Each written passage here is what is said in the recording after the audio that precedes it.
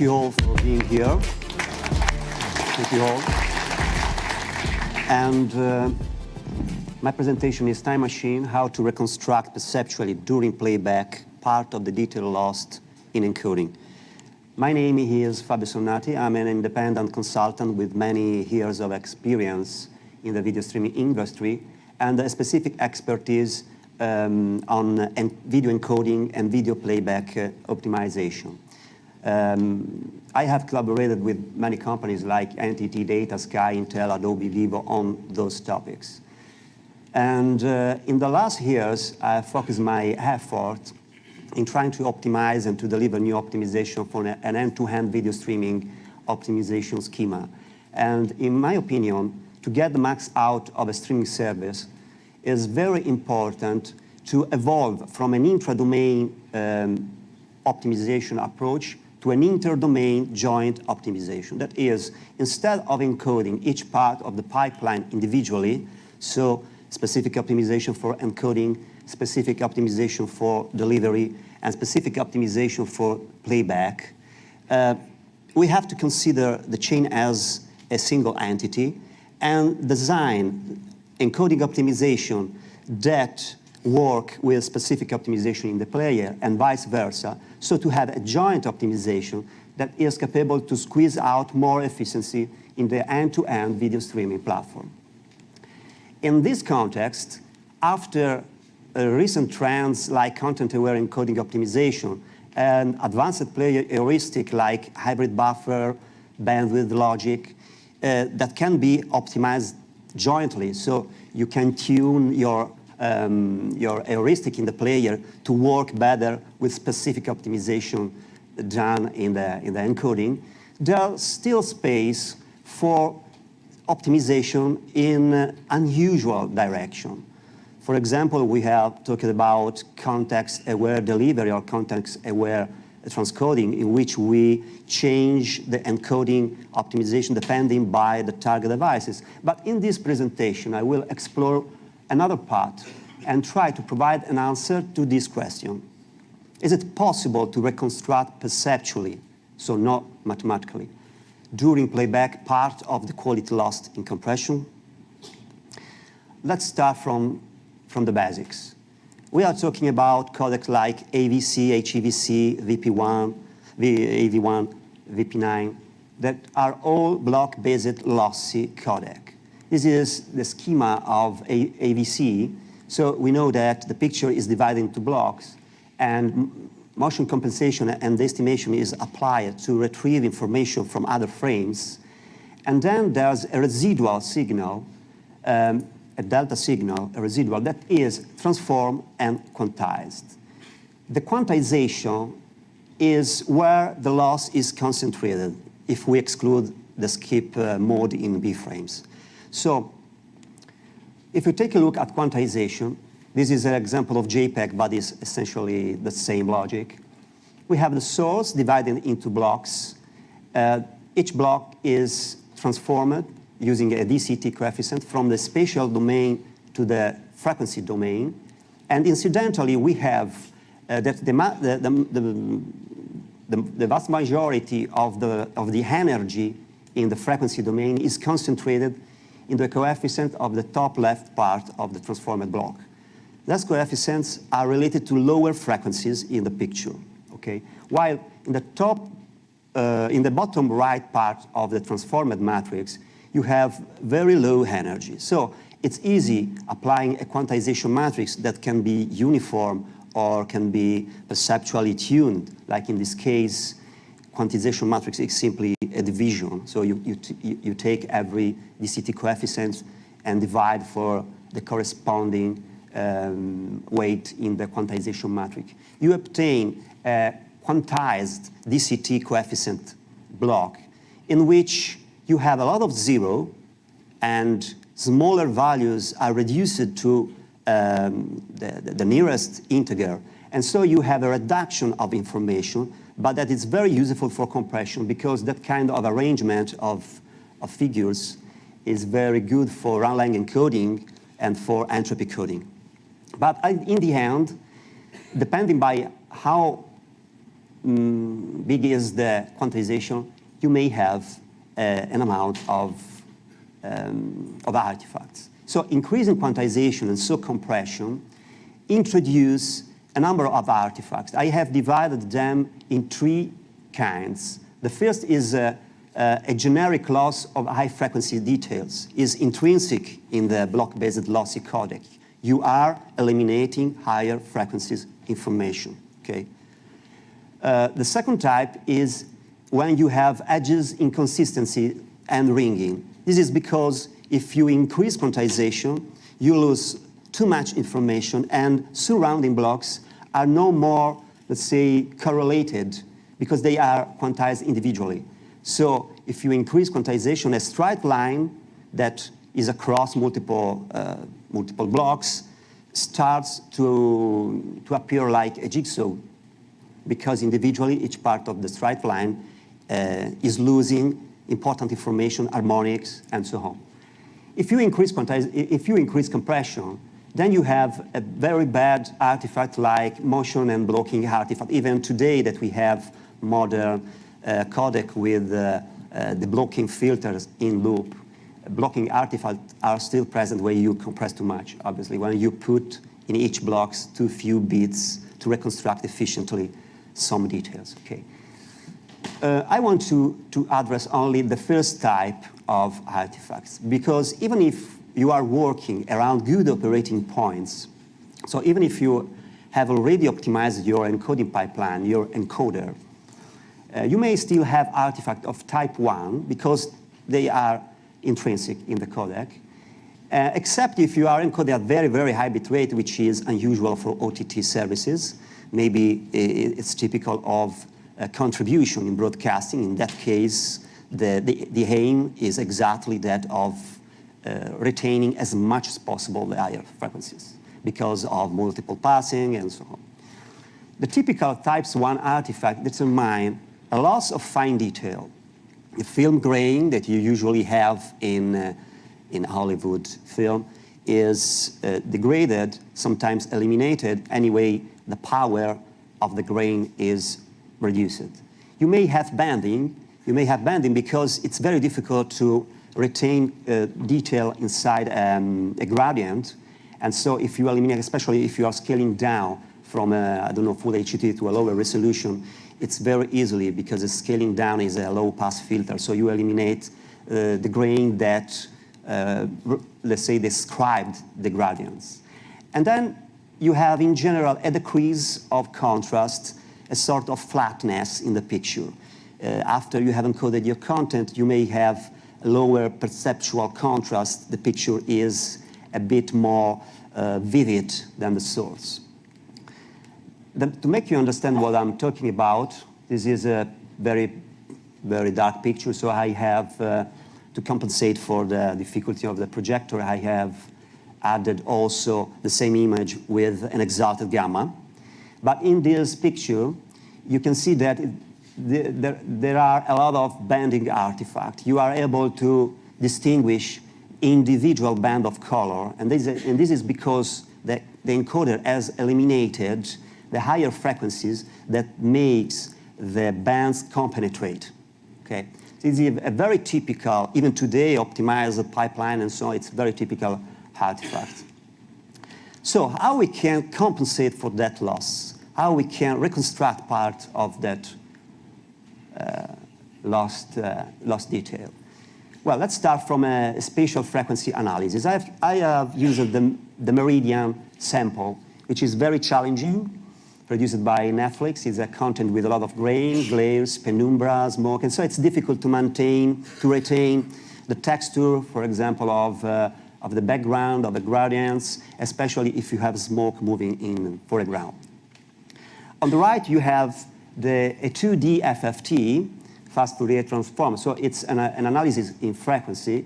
And below, you have the projection of the 2D in a 3D space to show you that in the center, we have the lowest frequencies that collect the vast majority of the power of the signal. Okay, and so you have slopes around that mountain that decrease gratefully going away. So what I expect is that during compression, I will have lower power at the end of the spectrum. To simplify the analysis, I have done a radial average power spectrum to evaluate the effect of compression. This is exactly the previous graph, but is average across a rotating radius across the center of the 2D FFT. So it's easier to understand that we have a lot of power in lower frequencies and a decrease in power at higher frequencies. In green, you have the source 1080p at a lot of megabits. And then I have encoded with X264 at 1080p with a CRF20, which is a violet.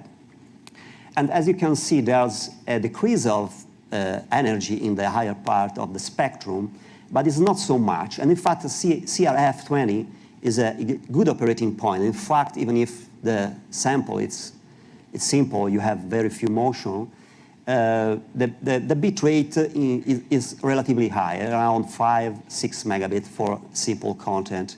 It's not bad.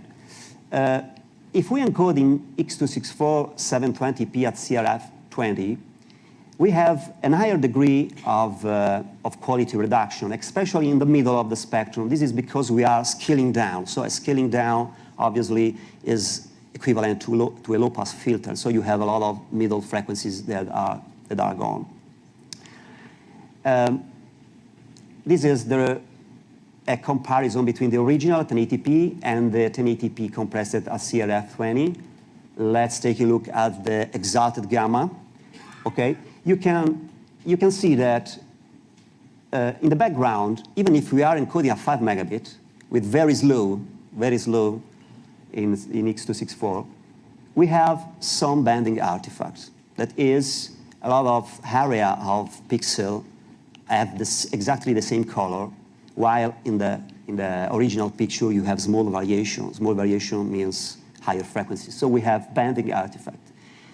The jacket has lost some detail, the vertical line, the small vertical line. So even when you encode at very good operating point, you have still a perceptible loss. It depends by the sensibility of the viewer. It depends by, let's say, the viewing condition.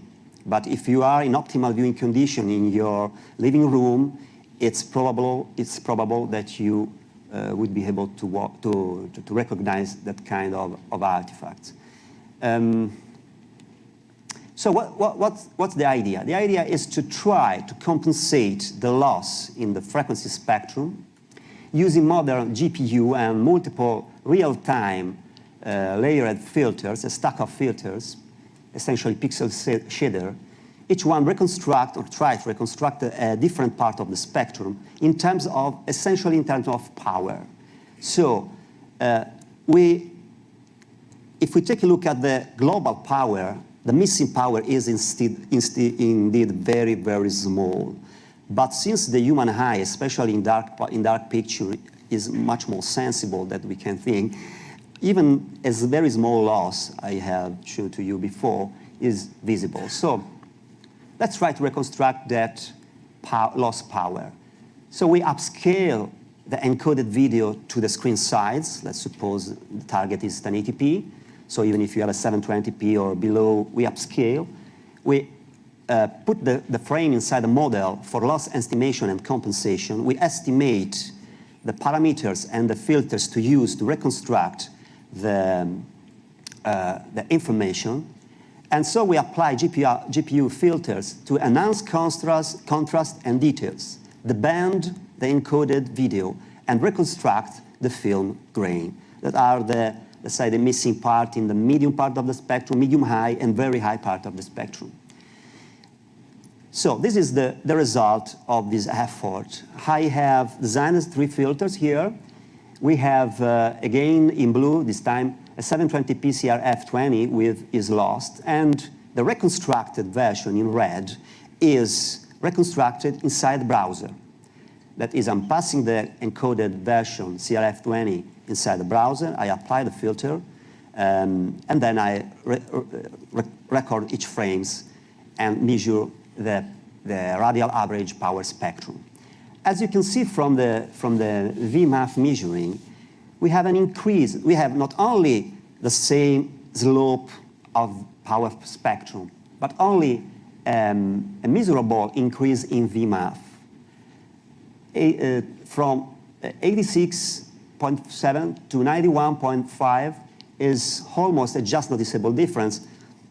Measures around 5 to 6 are equivalent to a just noticeable difference. So let's take a look at the space domain, let's say picture domain.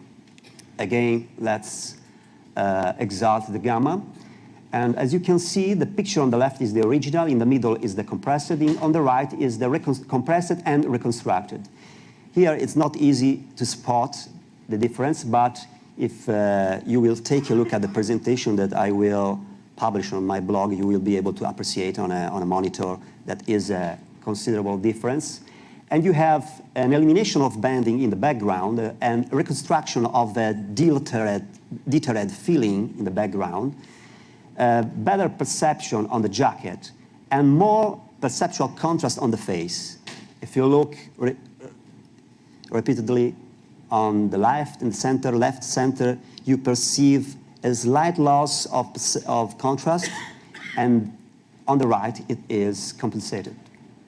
Another example, again, a very good slope, an increase in VMAF of almost 5 points, and this is the result. On the left, you have the original, very grainy because it's a very dark scene. In the middle, you have 720p CRF20 with a lot of banding in the background, and also a loss of perceptual contrast on the lips, on the nose, in the eye, while on the right we have recovered a bit that perceptual contrast, better detail retention in the shoulder, and a partially reconstructed background. So even in this case, we have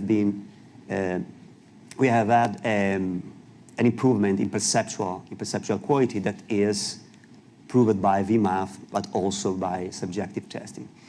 In this case, you can see the same on the T-shirt, on the face, higher contrast, and on the hair, in which in the center you have half of the hair of Tom that are described exclusively with 0 spot, black, completely black, without any other information. And modulating noise, modulating filters, enhancement filters, so to have the same, to have the same slope in frequency power, it's possible to compensate perceptually for the loss. Obviously, we can apply this logic only when you have good content.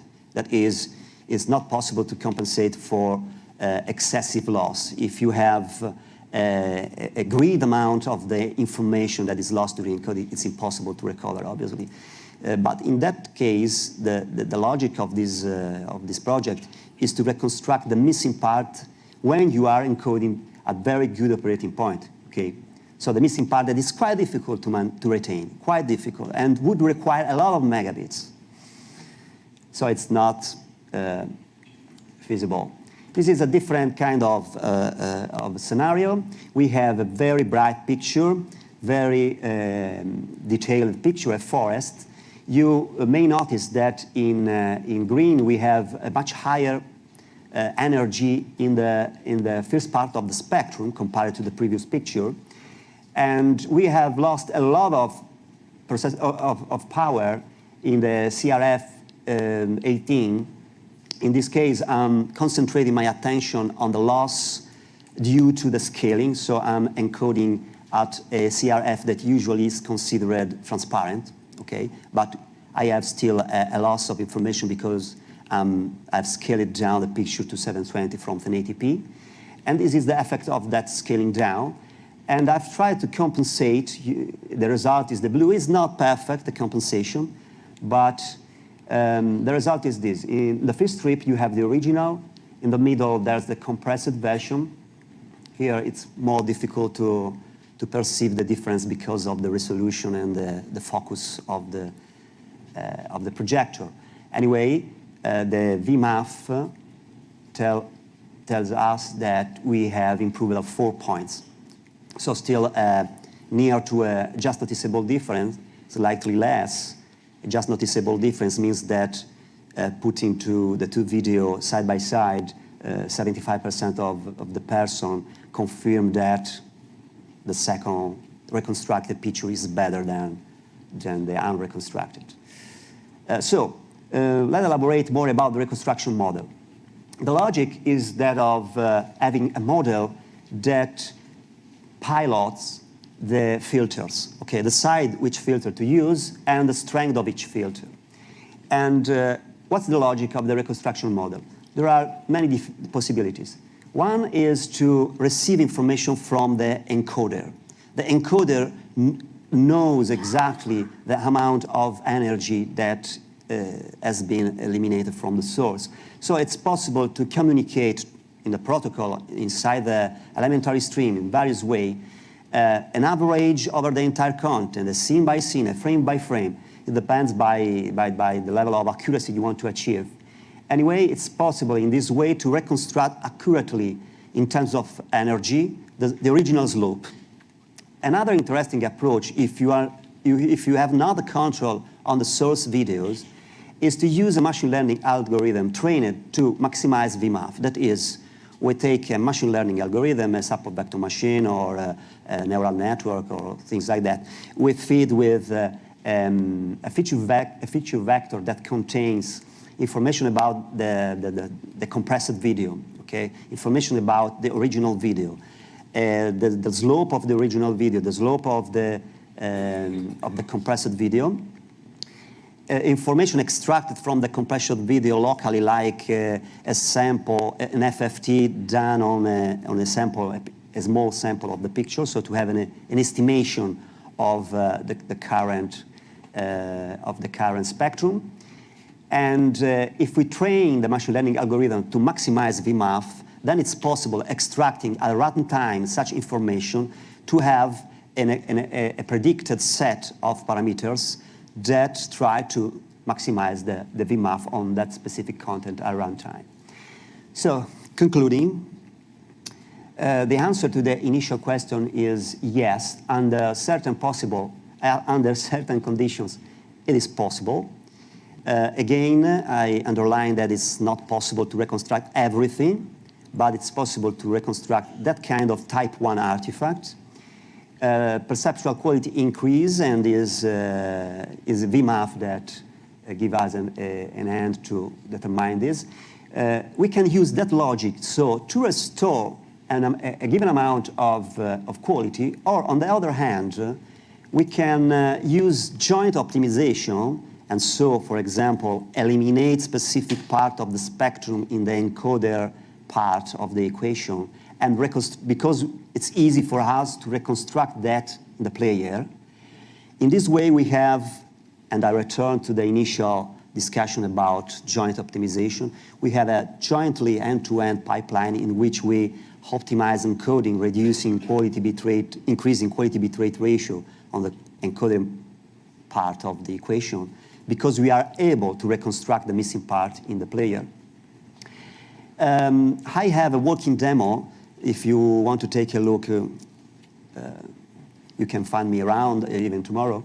And it's working in WebGL, including some mobile devices.